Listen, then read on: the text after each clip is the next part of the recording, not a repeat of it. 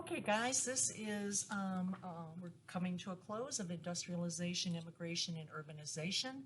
And today we're going to be talking about the urbanization part. So with the influx of millions of immigrants into the cities, cities are obviously going to have problems. So what I'd like to talk about are the problems and some of the solutions to those problems.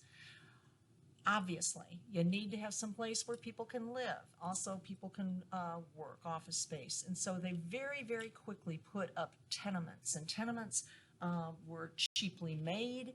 They went up high. They were very small apartments. The sanitation was bad because most of the restrooms were outhouse type structures that were either in the basements or outside that people shared. So you can obviously see the problems with that. Also, getting fresh water. A lot of people, they were getting their water from the river, and this is the same place that human waste was dumped, animal waste, factory waste. And so people were getting cholera and typhoid and dying from the water. So there's a desperate need for fresh water, and they are going to go back to the ancient Roman times and build aqueducts to bring water in gravity-wise from water from the lakes up north. And then they're going to have to come up with some sort of sanitation system, garbage collection, because of the deplorable waste that is in dead animals. Remember, they're horses, so you have horse stuff in the streets, and it's a serious problem. You can see here how the buildings are so close to one another. People used to go up on the roof to get relief in the summertime, get a fresh breeze. I think it's very innovative the way they've been hanging out the laundry. I always marvel at how they got those things wrapped around the poles or from buildings. Again, you get the sense of how crowded it was. People out on the streets, selling their wares on the streets, and you can see how close those buildings were to one another. This is an example of some of the disease from the water, cholera. It was devastating, and they did not realize why people were getting so sick. Again, you can see kind of the squalor. This is the back part. You can see that the people down here trying to get some fresh air, how close the apartments were to one another. People that weren't in the tenements sometimes built kind of shacks out on the outskirts of the city. So this is an example of an aqueduct. You can see how large they are. These are people down here.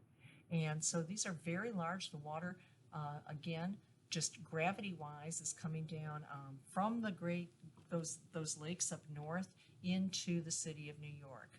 And of course now it's underground, but back in the day, there's still some of those aqueducts, those old aqueducts not being used, but still in parts of New York. So let's talk about some other problems. Transportation. So how do you fix that? Okay, they're going to have a subway system, streetcars, elevated trains, recreation, Central Park and museums, and of course, again, they need some sort of sanitation department to deal with the rats and the roaches that abound in some of these big cities. So guys, I actually posted a video on that on yesterday's presentation. So if you haven't watched that, I suggest you go back and watch the end of that presentation. It's a really good clip. This is Central Park, right in the middle of New York City, and it is extensive. So people needed some place to have recreation in the crowd. This is an example of those elevated trains that go into the subway, and ultimately they're going to have miles and miles that will take people out of the crowded city into some of the outskirts. This is a horse-drawn streetcar.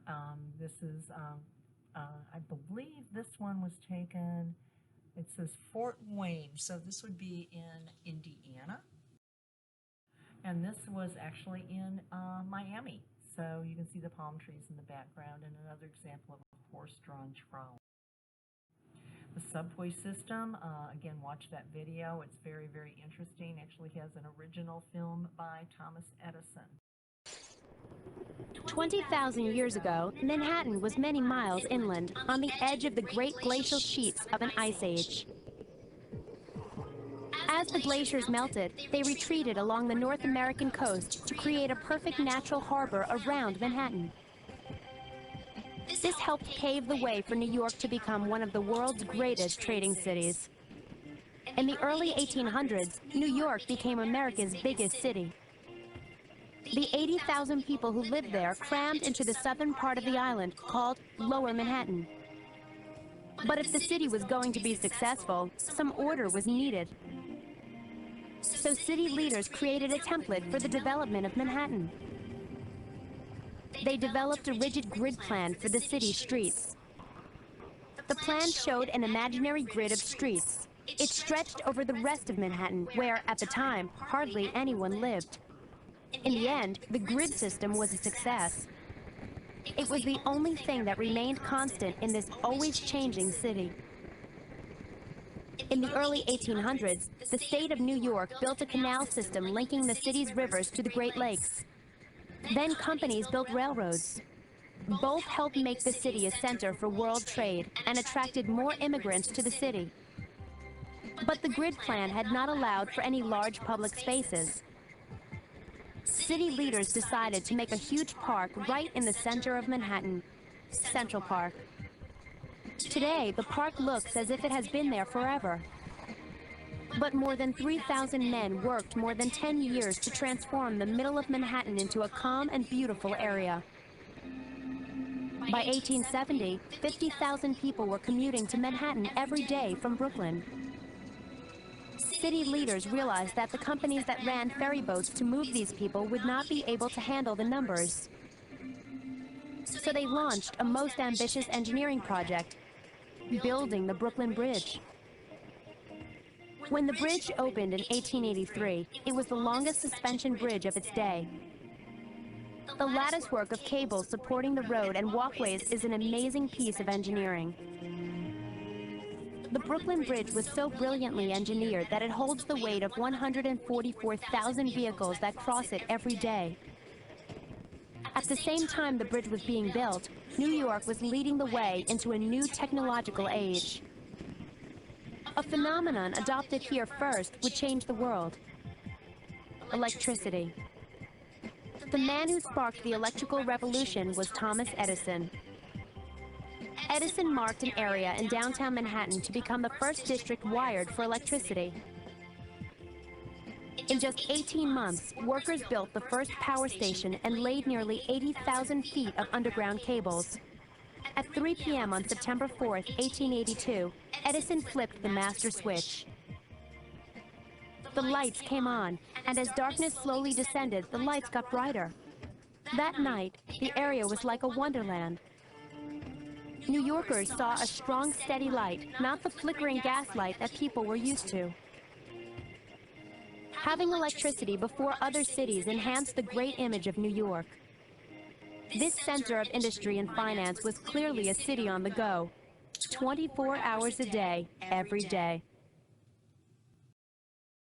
City. So this is before 9/11. Obviously, you've got the Twin Towers still standing, but you got to get a sense of the majesty of New York.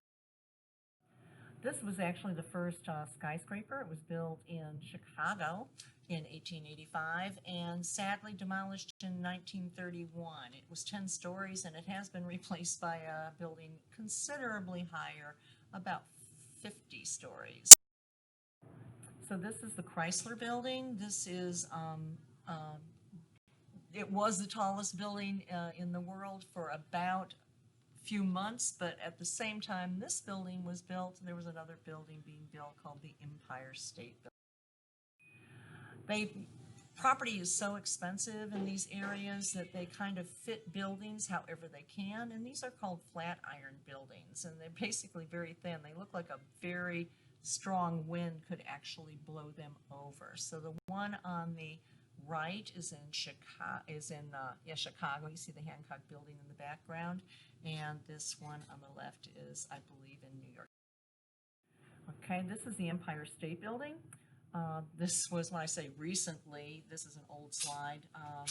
Donald Trump actually, I'm recording right now. Donald Trump, I actually owned this with a partner, and they sold it, I believe, about 10 years ago, so I should change that recently, for $57.5 million. Remember, our president is a real estate guy. This is a picture by Lewis Hine. Remember, we talked about Lewis Hine and how he took pictures of dangerous jobs. Well, this was pretty dangerous. Look, this guy has absolutely no safety equipment on at all. You can see the Chrysler building there in the background. So this guy is very, very high. This one always makes me very nervous. I mean, he's between girders and no safety equipment. And look at this one. This just blows my mind. There is no way I could do something like this. And all of these pictures were taken. This one, Lewis Hine, is higher up than the fellow he's taken a picture of. It almost makes you dizzy when you look at that and see, basically, again, no form of a belt, a safety belt. This is obviously very dangerous. And did people die on the job? Yes, they did. So a few more problems. Pollution. They're going to pass laws and regulations on factories dumping waste into the rivers and polluting the air. People obviously are going to need protection, so you're going to have to beef up your police department and have a fire department. With those buildings so close to one another, fire was a serious, serious problem. The poor. Now you're going to have organizations that are going to help the immigrants, most notably Jane Addams in Hull House in Chicago. Reformers like Lewis Hine taking pictures, and then another one named Jacob Rees, and he is going to take pictures inside the tenements with a flash. City codes are going to be issued for safety, laws, inspections, and we're going to talk about the tragedy at the Triangle Shirtwaist Factory. This was in New York City. It was the deadliest industrial fire ever. 146 mostly young immigrant women are going to die in this fire. 50 of them end up jumping from the 9th and 10th and 11th floor. The youngest was 11 years old. And doors had been locked to keep the women from going out to have a cigarette break in the stairway. So some of them had been blocked, some of them had been locked, and they were trapped. This is some of the aftermath. You're going to have Ed Puzzle that's going to talk a little bit more about the Triangle Shirtwaist Factory and the results from this tragedy: fire codes, fire escapes have to be inspected. Doors, you notice if you're inside a building, you can always get out because you can push out. Might not be able to get in, but you can always get out. Also, if you notice, every room has a fire extinguisher, and you're going to be inspected on a regular basis. Again, you can see how the fire escape was a twisted, mangled mess, and sadly, these are the burned bodies that were recovered, and some of the bodies of the young ladies that jumped. So this woman, she is going to open up a home in Chicago called Hull House, much like Providence House that we have, in poor families, children, giving training for jobs, clothing for, you've heard of Dress for Success, she kind of did things like that, teaching English. So this was known as a settlement house, and Jane Addams is the founder of the settlement house. We talked about Jacob Rees a little bit. He is much like Lewis Hine with Kids at Work, and he's going to have a book called How the Other Half Lives, and he's going to be taking pictures of life in the tenements. Okay, you can see how the rich lived. Here are the penthouses on top. They got a couple of pools and probably very, very expensive there.